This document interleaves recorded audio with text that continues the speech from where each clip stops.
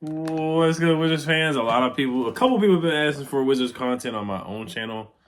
I will only be doing Wizards content for like trades and big news. So anytime there's a trade, I will definitely hop on my own channel and make a video. Of course, Locked On Wizards. I'll be making a video with my guy Brandon tonight, talking about this trade. It's not an earth-shattering trade. It's not a big-time trade or anything like that.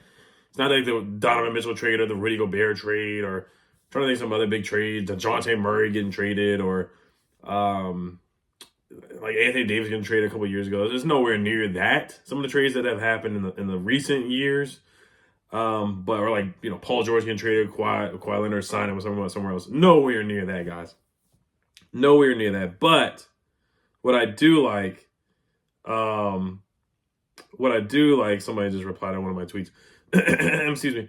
What I do like is that they got the trade. This is what the trade is. I'm gonna read the details here. Don't want to say too much fluff here. Let's get to the details here. This is from Adrian Woj-Dorowski. Of course, he breaks everything down, or everything that happens. He usually gets us first. It's between him and Shams Charania. So the Wizards are finalizing a deal to trade Marvin Bagley, Isaiah Livers, and 2 second-round picks for forward Danilo Gallinari and Mike Muscala. Sources tell ESPN. Detroit moves Bagley's contract $12.5 million in 2024-2025 for 2 future second-round picks. Livers $1.8 million, Gallinari $6.8 million, and Muscala $3.5 million on an expiring contract. So Will Dawkins, Michael Winger, Travis Schlenk. This is I'm not gonna say this is their best trade so far, but this is a trade where you can be like, okay, we stole something. We basically stole. We went out there and took their cookies from their house in Detroit for sure. You get 2 second-round picks back. Marvin Bagley and Isaiah Livers, who can shoot the three. Marvin Bagley, who's athletic, a former second-round pick. Of course, you can be like, oh, they should have drafted. Well, he was in the same draft with like Luka and other people like that, I think. But Marvin Bagley's still athletic. He can still score, man. He can get you a double out there. He'll get 10 boards, 10, 15 points. Like, he can go out there and score off the bench. He's a guy that can go out there and score and get buckets. And he brings physicality and athleticism, something that we did not have. Gallinari couldn't jump over a cup. He looked like he was 45 years old. I like Gallo. Shout out to Gallo. Shout out to Muscala. Those guys were basically buyout candidates, if that. That's the best you could realistically, other than this trade, that's what it was looking like. Gallinari was riding the pine on the bench, collecting DNPs. He had a couple good games where he had like 15, 20 points, had a couple threes, a couple shimmy shake, turnaround jumpers in the post. Muscala's he's a solid backup, third string big, stretch 4, stretch 5. But he's a guy that's going to get pushed around. Same thing with Gallinari. Those guys have no business playing center at all. And Marvin Bagley, who's athletic, who can jump and play above the rim and jump out the rim and dunk on people, and can score in the post, face up, get to the basket. That's something that I like. Well, like I said, it's not an earth-shattering move. He's not gonna get us any more wins than what we have right now. And the plan is not to win a bunch of games; is to get draft capital and draft picks. And you can parlay those second-round picks, trade a player in those 2 second-round picks, possibly get a first. Maybe trade Tyus in 2 seconds for somebody else in a first-round pick. Like this front office, they got to be creative because a lot of people want Tyus Jones. So maybe you can attach one of those second-round picks with Tyus and get a first-round pick and a solid player back for Tyus Jones. So that's something to think about as well. Crazy thing is, we're about to play the Pistons pretty soon. Kyle Kuzma made the comments to say, don't be that team to lose to the Pistons. And then look at some stats here that I found about Marvin Bagley. I'm not gonna big up Marvin Bagley, but I like Bagley, man. I've always liked Bagley's game coming out, man. I've always liked his game coming out. This is per Basketball Index, the top 10 in putbacks. Andre Drummond, Clint Capella, Mitchell Robinson, Mark Williams, Dayon Sharp, Isaiah Hartenstein, Walker Kessler, Ivica Zubac from the Clippers. Marvin Bagley, the third, is number 9. And Joel Embiid is 10th, and this is 250 minutes per minute, whatever. It's some weird stat. But basically explaining that Marvin Bagley is a really good rebounder, a good offensive rebounder. He's a guy that can dunk on you, put back dunks, all kinds of stuff like that. So I'm excited to see him play. Just some athleticism and some physicality on the Wizards is something that we just don't have, especially in our front court. The only guy that can jump and finish is really Gafford, and he gets bullied. He just does. It is, and I love Gaff, but he gets bullied every single night. We're giving up the other team centers getting like 10 and 10, a double every night, like 20 points. Joel Embiid put up 48. He put up 50 on us. Anthony Davis last year put up 55. Mark Williams put up 20 points and 20 boards. It still may happen, but at least it's going to be a little bit tougher for the other team's big to come in and score 30, 40 points on the Wizards. All right. Other details, like I said, Gallinari, he could barely move. He was like on AARP basically. He's just so old. And they got 2 second-round picks. Like that's a steal. That is a steal, man. Because last year we had to buy out Will Barton, and Will Barton's more talented than Gallinari in what's his name, Muscala. To be honest with you, so this is a good trade. But looking at it from the Pistons side of things too, they wanted to move off that contract. They wanted to move on and get rid of the $12.5 million.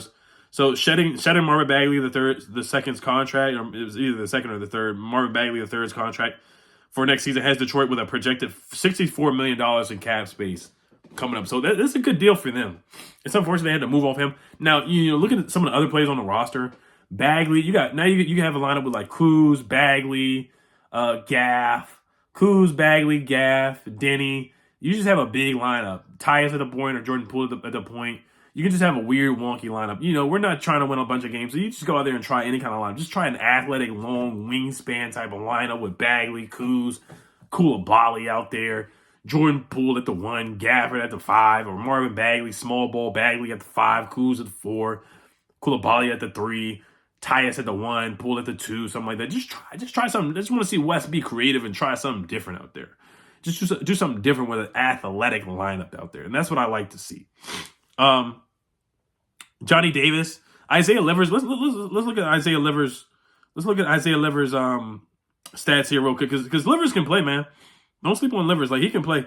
I think honestly, it's sad to say, but he's probably gonna get more playing time than Johnny Davis. Like, if we're being honest here, and Isaiah Livers has gotten legitimate playing time in the league before. He had 11 points against Denver the other night, 10 points against Utah, 9 points against Boston.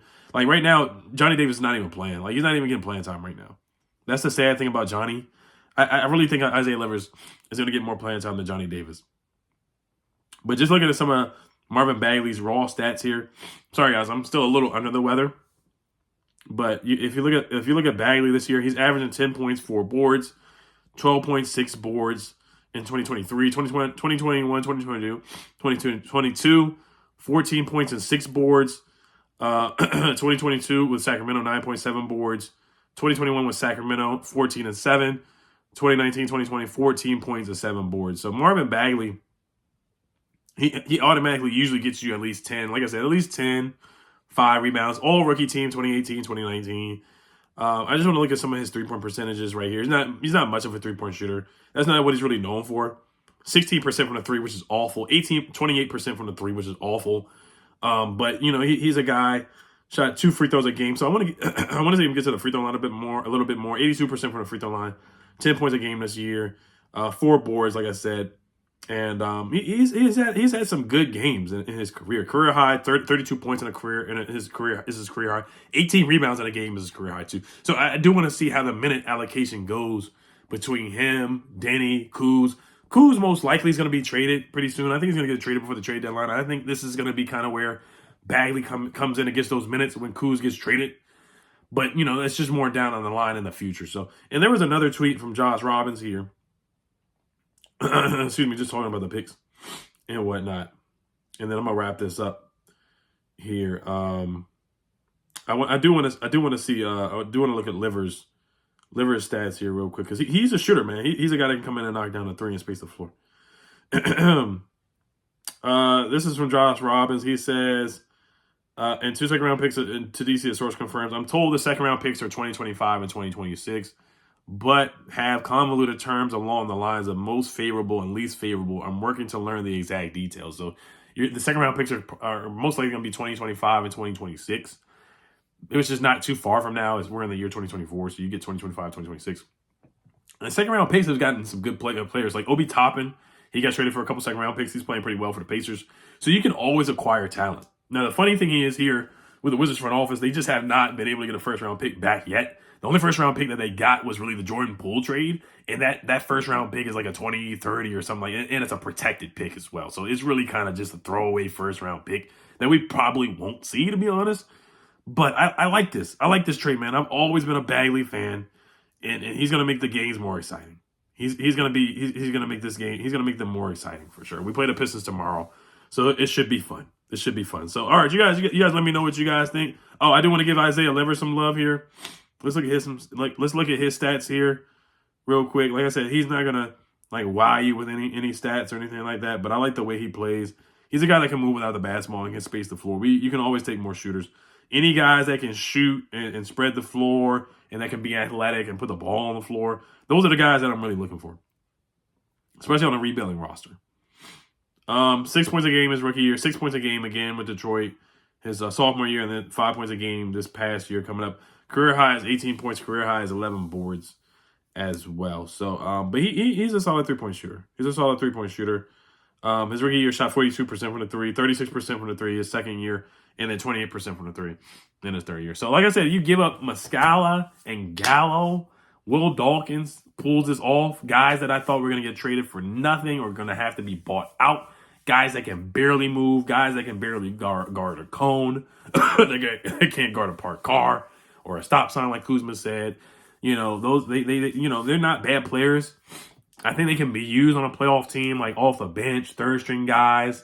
Kind of like how you see Dario Saric just being used with the Warriors as just a shooter, a stretch big. Channing Frye back in the day, just a pick and pop guy, shooting threes. Those guys can be used that way.